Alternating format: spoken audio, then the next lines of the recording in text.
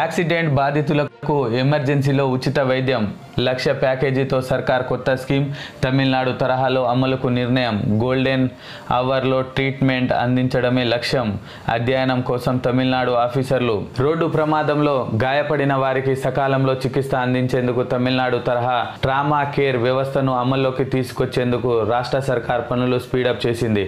తమిళనాడులో అమలవుతున్న వ్యవస్థను అధ్యయనం చేసేందుకు ఆరోగ్య శాఖ ఆఫీసర్లు బృందాన్ని ఆ రాష్ట్రానికి పంపింది. Vaidya Vidhana Parishad commission Ajay Kumar, medical corporate MD Sahadev తదితరులు బృందం గురువారం తమిళనాడు వెళ్ళింది. అత్యవసర పరిస్థితుల్లో ప్రభుత్వ దవాఖానాతో పాటు ప్రైవేటు హాస్పిటల్లోనూ బాధితులను చికిత్స అందేలా తమిళనాడు ప్రభుత్వం సరికొత్త విధానం తీసుకొచ్చింది.